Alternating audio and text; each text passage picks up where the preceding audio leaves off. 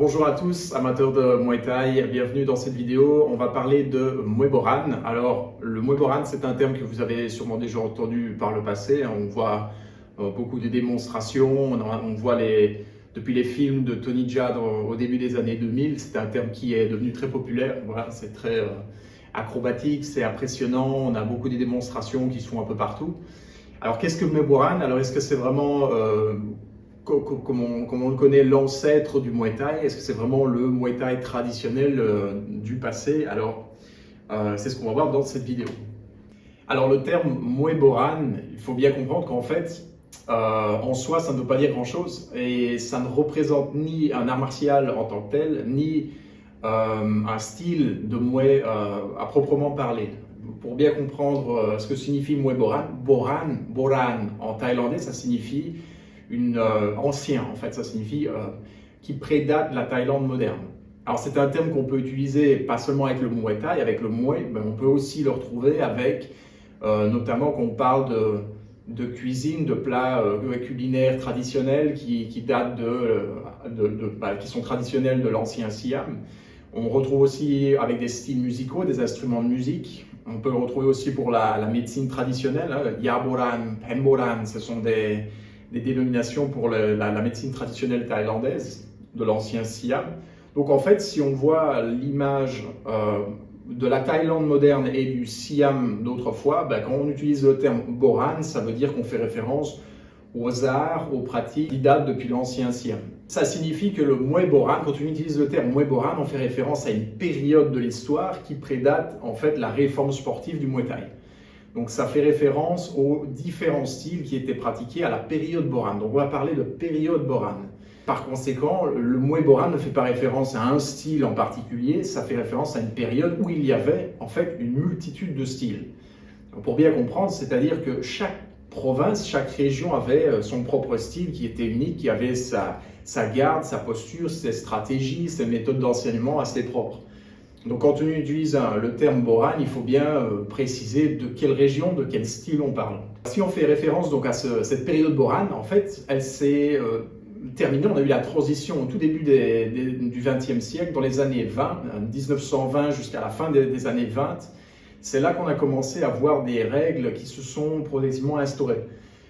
Des interdictions, des restrictions, et on a vu là une transition vers l'ère sportive. Et cette transition s'est terminée de manière très nette vers 1928 avec le décès d'un boxeur qui a vraiment marqué la fin de l'ère Boran et la transition officielle, formelle, par décret de réforme sportive vers le Muay Thai moderne, structuré, sportif que l'on connaît aujourd'hui. Alors, cette transition s'est faite essentiellement en incorporant énormément de règles, d'équipements qui proviennent de la boxe anglaise. Par exemple, Muay Thai moderne, on connaît, il y a un ring de boxe, il y a des gants de boxe, il y a des rounds de 3 minutes, il y a des règles d'interdiction, de séparation, tout ça, ça venait de la boxe anglaise.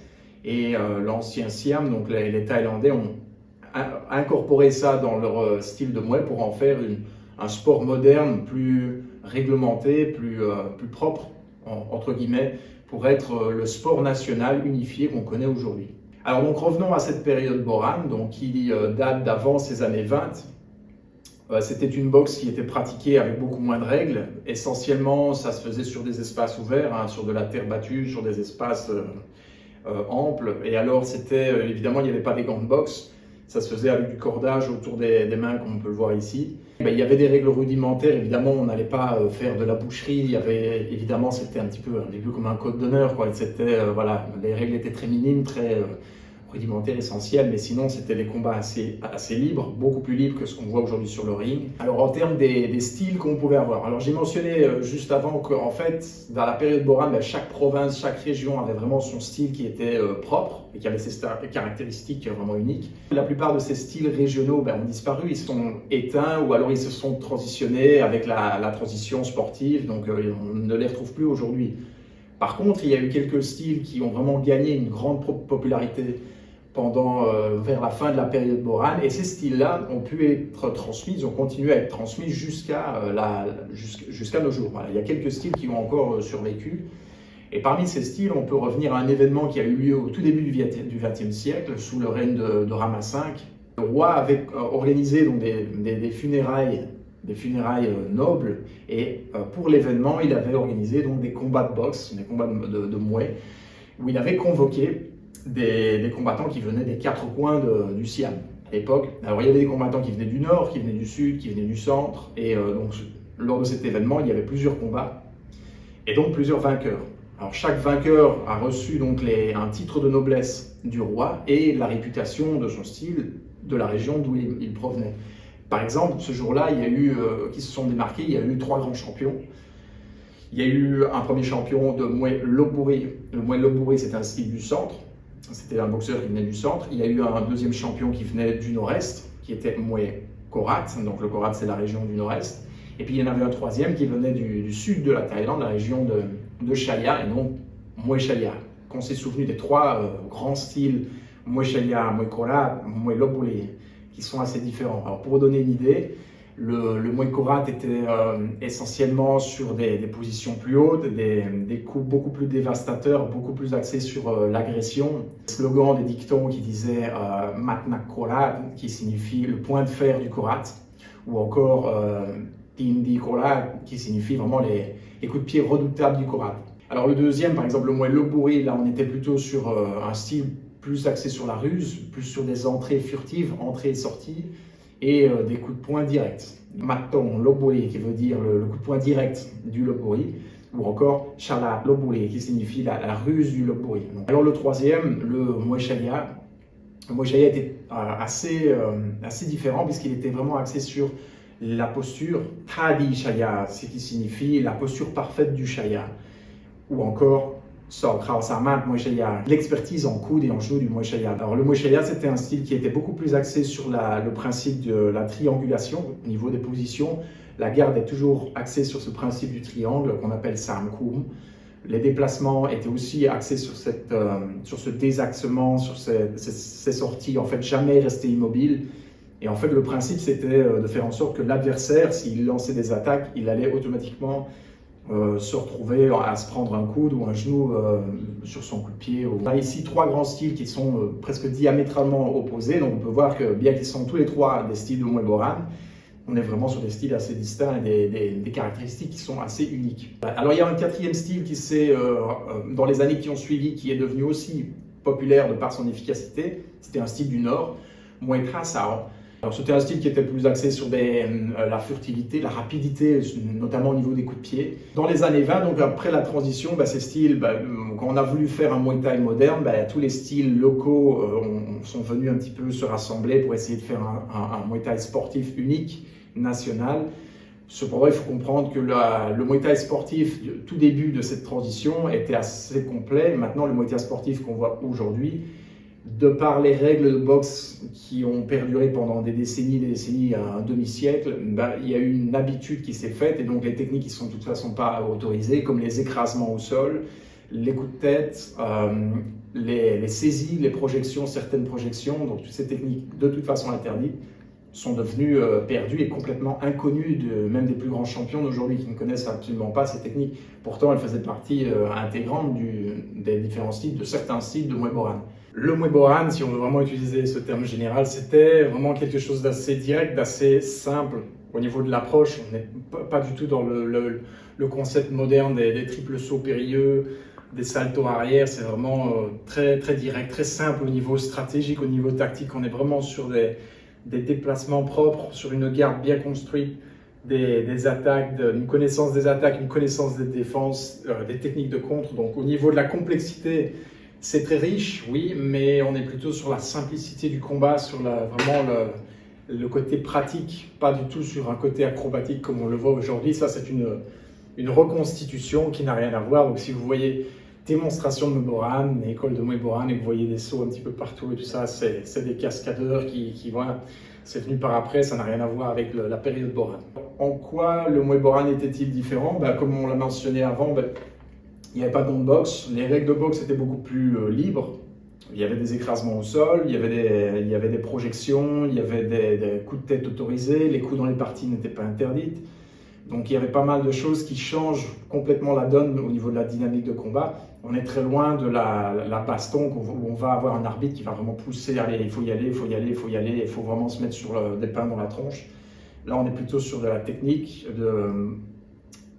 de l'analyse de l'adversaire, donc c'était plutôt la stratégie de combat était vraiment ce qui était primordial à l'époque. Alors au niveau des cordages, on peut voir par exemple en Muay Thai, on a des cordages qui s'arrêtaient plus ou moins au poignet, c'était assez court, probablement pour aussi permettre les saisies, les manipulations. Au niveau du loburi, ça pouvait aller jusqu'au niveau de l'avant-bras, et puis alors au niveau du Muay Korat, on avait des cordages qui allaient pratiquement jusqu'au coude pour venir aussi encaisser les coups de pied puissants. Le Muay Korat, on disait, ils avaient des coups de pied à décapiter l'adversaire. Donc on a vraiment. Alors aujourd'hui, on voit un petit peu école de Muay Boran ou alors de démonstration de Muay Boran. Vous l'aurez compris, ça veut un petit peu rien dire parce que le Muay Boran n'est pas un style. Les acrobaties, les sauts périlleux, les doubles saltos arrière, ça ne faisait pas partie des styles Boran. C'est quelque chose qui a été rajouté par après pour rendre le style, un Muay Thai un petit peu plus cinématographique, notamment au début des années 2000, on a eu les films de Tony Jaa avec Ong Bak, il y a eu Tom Yam Goong, et dans ces films-là, il a cherché justement à essayer d'adapter un Muay Thai un peu plus visuel, plus plaisant à l'écran, et donc ça il le dit lui-même. Et ça c'est venu par après, évidemment ça n'a rien à voir avec un style Boran traditionnel au sens où on devrait l'entendre. Alors comment était pratiqué le Muay Boran, qui était vraiment la grande différence avec la manière dont le Muay Thai moderne est pratiqué.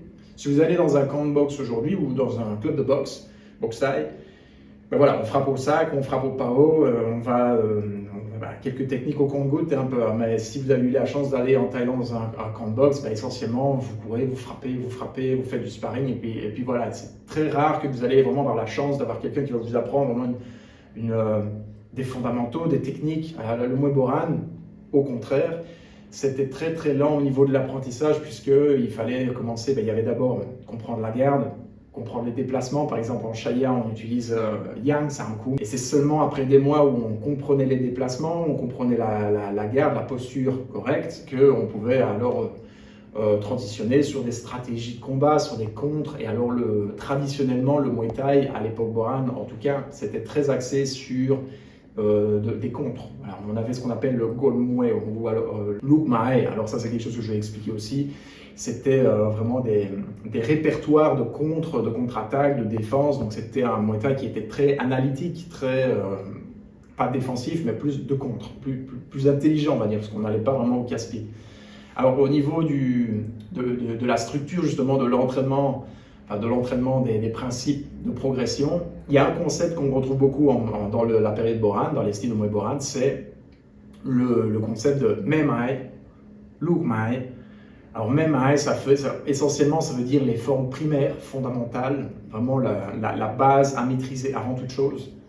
Luk Mai, ce sont plus les techniques, les stratégies, les tactiques qui vont en découler après à la maîtrise des formes primaires fondamentales. Alors on transitionne sur ce qu'on pourrait appeler comme des techniques auxiliaires. Alors là, on va travailler des techniques encore plus variées, plus spéciales, plus difficiles aussi. Le concept de Mae Mai, Luk Mai change en fonction du style. Par exemple, tous les styles ne vont pas avoir la même interprétation. La traduction générale qui est commune partout, c'est que le Mae Mai, c'est vraiment la base. Luk Mai, c'est ce qui est auxiliaire qu'on va travailler par après. Si on prend par exemple le Muay Shaya, Mae Mai, il n'y en a qu'un. C'est la forme qu'on appelle le Taku. Taku, c'est vraiment la posture du Muay Shaya. Et on aura le Yang Samkum, donc c'est vraiment les déplacements par exemple. Donc ça, ce sera vraiment les fondamentaux qu'il faut comprendre, travailler. Et c'est seulement après la maîtrise de ça qu'on pourra avoir les Luk Mai qui font référence à toutes les techniques de contre sur coup de poing, sur coup de pied, sur coup de coude, saisie, projection, etc. Dans d'autres styles, ça va être plutôt au même, ça va être une série de techniques fondamentales, de contres fondamentaux. Et puis après la maîtrise de ces techniques-là, par exemple, on aura une série plus auxiliaire, plus raffinée, Luk Mai. Donc voilà, ce sont des concepts qui sont perdus aujourd'hui puisqu'on n'a plus ce côté progression, ce côté fondamentaux, et puis ensuite progression vers des Luk Mai comme autrefois. Donc voilà, ça c'est quelque chose qui est assez différent aujourd'hui, qui était vraiment typique thaïlandais à l'époque. Maintenant, aujourd'hui, on a plus une méthode de travail qui est calqué sur la boxe anglaise. Voilà, on travaille au sac, on travaille au pao, on fait de la corde à sauter, tout ça, ça vient de la boxe anglaise. Le Muay Thai avait vraiment sa richesse culturelle, sa richesse tactique d'enseignement à l'époque, et c'est dommage que ça s'est perdu aujourd'hui. C'est une grande différence qu'on peut regretter aujourd'hui avec la boxe thaï moderne, même si voilà, la boxe thaï moderne est très efficace sur le ring, même c'est dommage d'avoir laissé derrière tous ces éléments qui sont très riches et qui méritent d'être étudiés et transmis. Donc voilà, j'espère que vous avez apprécié cette vidéo. Si vous avez des commentaires, n'hésitez pas à les laisser en commentaire. Et alors, on se retrouve pour une prochaine vidéo. Bon entraînement et à la prochaine.